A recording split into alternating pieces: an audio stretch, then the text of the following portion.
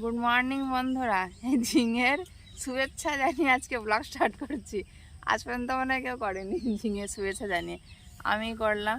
এই ঝিঙে তুলতে চলে এসেছি। ওই দেখো তোমাদের দাদা ভাই ঝিঙে কাটছে, এই যে লম্বা লম্বা ঝিঙে, লম্বা লম্বা ঝিঙে।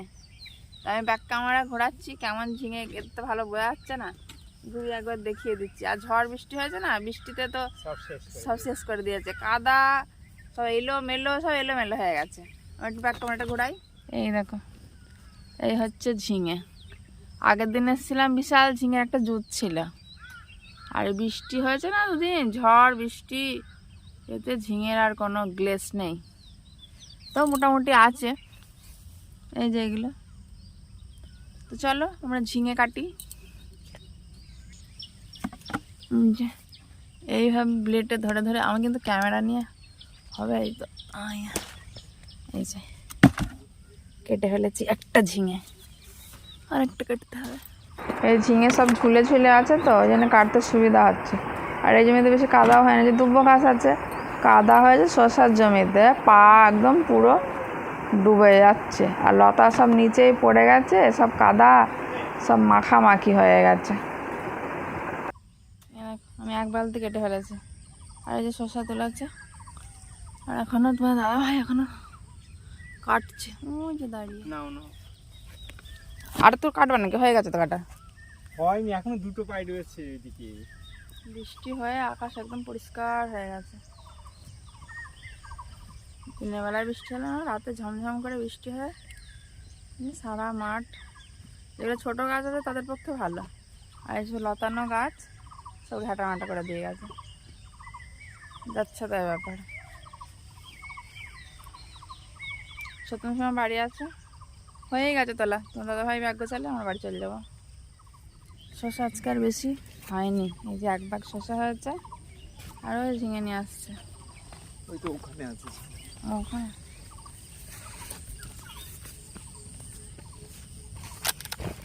পাতাতে ঢেকে দিয়েছে। ঝিঙের জাত নেই, ঝিঙের জাত নেই, ঝড় বৃষ্টিতে কী হবে, সব নষ্ট করে দিয়েছে। চলো আমরা বাড়ির দিকে যাই, দেখে নাও প্রকৃতি একবার আর একবার, বাইরে গাছপালা, বেগুন গাছ। এই প্রকৃতি দেখে একটা কিন্তু গান মনে পড়ে যাচ্ছে, দেখো মিষ্টি কি মিষ্টি এ সকাল, সত্যি একদম মিষ্টি সকাল, পাখি ডাকছে।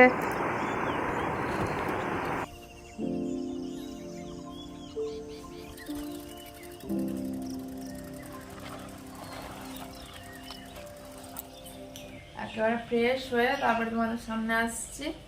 সকালের কাজ মোটামুটি কমপ্লিট, মোটামুটি হয়েছে, একযোগ গুছানো হয়ে গেছে, সব কিছু মুছে ধুয়ে কমপ্লিট। আবার একটু পরে খাওয়ার পরে আবার কাজ, খাওয়ার পরে নতুন করে গোছাবো।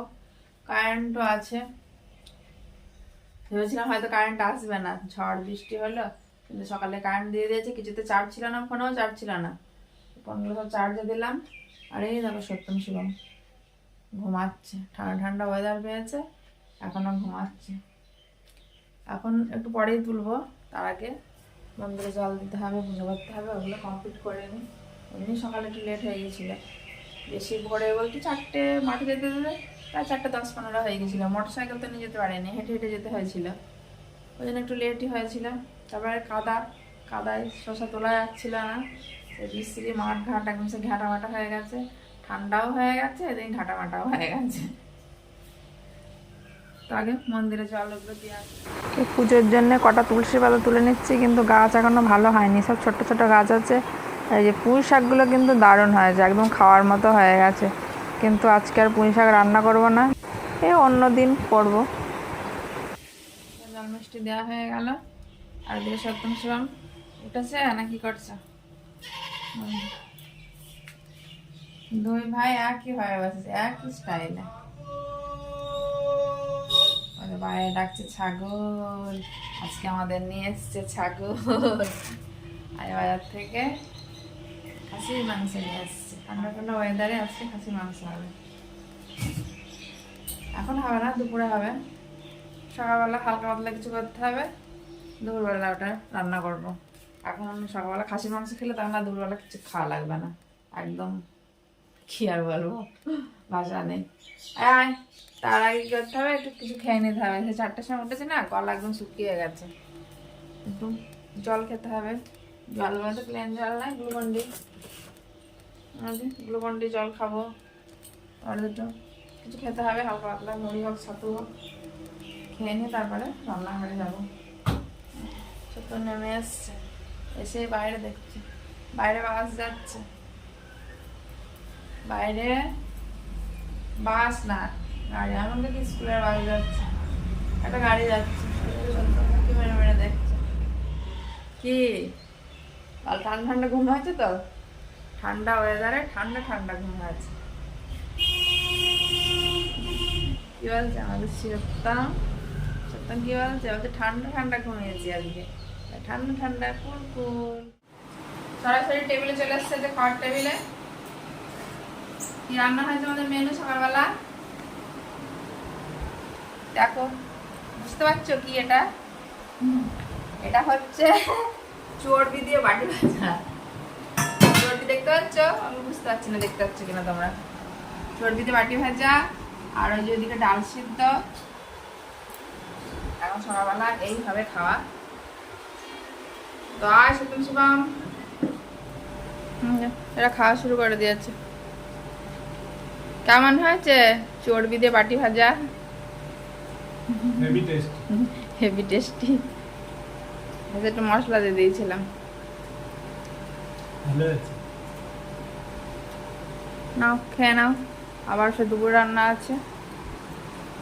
ভাই আজ এই মোটর সাইকেলটা তুলে নিয়ে রেখে যাওনি কেন? ওই রোদে ঝাঁঝা করছে, রোদ ভালো বেরিয়ে গেছে। ঠান্ডা ঠান্ডা ভাবছিল, গরম গরম। কোথায় আছে বন্ধু, কোথায় যাচ্ছে বন্ধু? অনেকদিন আসেনি, কলপারে খাবার খুঁজতে যাচ্ছে। আর একটা কোথায় গেল? দাঁড়িয়ে আছে কেন করে? মূর্তি হয়ে দাঁড়িয়ে আছে সত্যম, স্নান করা হয়ে গেছে। আর এই যে শিবম জল খাচ্ছে। তাদের নে শিবমের কাজটা বাকি আছে তো তোর। এই যে বালতি অর্ধেক তুলে রেখে দিয়েছে। এই শোন শোন, এই শিবম, এই তাকা, দেখ তাকাচ্ছে না, খুব পাজি হচ্ছে দিন দিন। ওই দেখো শিবম কাজ করছে।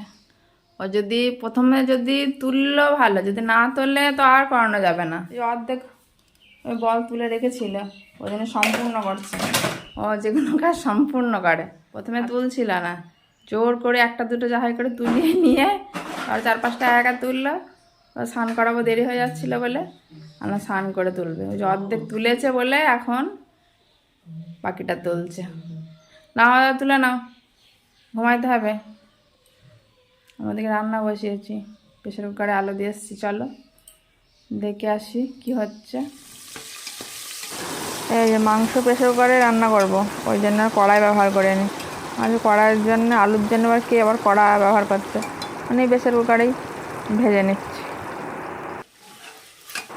এই হচ্ছে খাসির মাংস। সকাল থেকে খালি গল্পই দিচ্ছি, তোমরা হয়তো ভাববা সারাদিন গল্পই দিচ্ছে খাসির মাংস খাসির মাংস। মাংস আর দেখাচ্ছে না, প্যাকেটে কী আছে আমরা কি দেখতে পাচ্ছি? ওই জন্য দেখিয়ে দিলাম। তোমাদের দাদাভাই মাংসটা কিন্তু ভালো নিয়ে আসছে, পাঁজরের মাংস। আর একটা জিনিস কি ভুল করেছে, বাজার থেকে টমেটো আনতে ভুলে গেছে, ওই জন্য আমি সস দিচ্ছি। সস এমনিও দিই, টমেটো দিলে ভালো হতো। আর তাড়াতাড়ি করে চলে গেল, আমারও বলতে আর মনে নেই, নাহলে দোকান থেকে এনে দিত। এই যে মাংস ছিটি পড়ে গেল, তাড়াতাড়ি মাংস রেডি হয়ে যাবে, সত্যম সময় খেয়ে নেওয়া ঘুমাবে। এখন এই বিকালবেলা দেখো কি করছি। আসলে সত্যম শিবমের বাড়ি, আমি এখন চাকরি পেয়েছি চৌবাচ্চার জল ফেলা। সত্যম শিবমের বাড়ি বলছি কেন, কারণ আমাদের মেয়েদের নিজস্ব কোনো বাড়ি নেই। যখন শ্বশুর শাশুড়ি ছিল তখন শ্বশুর বাড়ি, এখন শ্বশুর শাশুড়ি নেই, এখন ছেলে আছে, ছেলের বাড়ি। আর ওইটা হচ্ছে বাবার বাড়ি। সে যাই হোক, একটা চাকরি পেয়েছি, ছোটোবেলা থেকেই ইচ্ছা ছিল নিজের পায়ে দাঁড়াবো, নিজে কিছু করব। তোমরা এভাবে বুঝতে পারবা না, আমি ব্যাপারটা পরিষ্কার করি সংক্ষেপে বলি। তো আমাদের ছেলেদেরই বলো আর মেয়েদেরই বলো, নিজস্ব একটা আইডি থাকা দরকার। তো আমারও ইচ্ছা ছিল ছোটোবেলায় কিছু করব। যখন স্কুলে পড়তাম তখন স্যার একদিন ক্লাসে জিজ্ঞাসা করেছিল যে কে কী হবে। তো আমি বলেছিলাম যে স্যার আমি টিচার হব। তো টিচার হতে গেলেও পড়াশোনার দরকার, পড়াশোনাটা আমার পুরোটা হয়নি। আসলে ছোটোবেলা দিল্লিতে পাঞ্জাবে বাইরে কেটেছে, তো ওখানে ফ্যামিলি বড় হয়ে গেল বলে আমরা এখানে চলে আসলাম, তো ওখানে পড়াশোনা করতাম। তারপরে ওখানে তো হিন্দি, এখানে সে বাংলা শিখে তারপরে স্কুলে ভর্তি হলাম। তারপরে কি হলো, অল্প বয়সে বিয়ে হয়ে গেল। আমরা 3 বোন 1 ভাই ছিলাম, সব বড় বড় হয়ে যাচ্ছিল, তো বাবা আমার বিয়ে দিয়ে দিল। তো এসে পড়লাম, সে বিশাল বড় ফ্যামিলি, অনেকের বিয়ের পরেও পড়াশোনা হয়, আমার আর হলো না। দেখো কথা বলতে বলতে সন্ধ্যা হয়ে গেল, তবুও বলছি। তো এই বাড়ির মেজে বউ হয়ে আসলাম। তোমার দাদা ভাইয়েরা 5 ভাই, বড় ভাই সেপারেট, আর বাকিগুলো বিয়ে হয়নি। শাশুড়ি মা ছিলেন, শ্বশুর মশাই ছিলেন না, কিন্তু শাশুড়ি মা কি অসুস্থ, উনি চলে গেলেন। তারপরে পুরোটা দায়িত্ব এসে পড়লো আমার ঘাড়ে।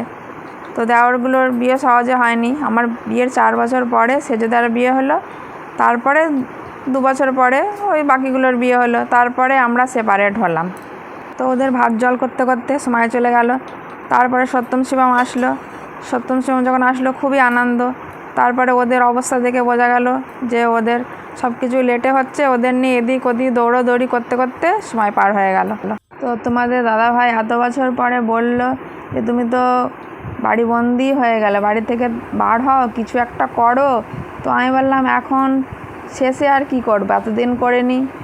তো তোমাদের দাদাভাইয়ের কথা ভেবে আমার মনে হলো না, কিছু একটা করার দরকার তাহলে, নাহলে আমার তো কোনো পরিচয় নেই, নাই হচ্ছে সুজন দামলের মেয়ে, নাই সঞ্জয় বিশ্বাসের ওয়াইফ, তাছাড়া তো আমার কোনো পরিচয় নেই।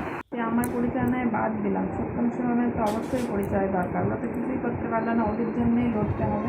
তো ফোন ঘাটা শুরু করে দিলাম, কী করবো। একবার ভাবলাম চিনির কারখানা, একবার ভাবলাম নকুলদানা, একবার বাতাসা, একবার ধূপকাঠি, আচার, কত কিছু করে ফেললাম। তো ভাবলাম বড়ো কিছু করতে হবে, শেষেই সূর্য মেরে হাত বন্ধ করে লাভ নেই। শেষে ভাই কী করলো, ইউটিউব চ্যানেল খুলে দিল, এসে ব্লগ করছি, কিন্তু ব্লগে কোনো সাকসেস হবেই না। ওই যে ভালো কাজ পেয়েছি, চৌবাচ্চার জল ফেলা। তো মাইনেটা কত এখনও সপ্তম শিবম বলেনি, তো বেতনটা পরে আমি তোমাদের জানিয়ে দেবো।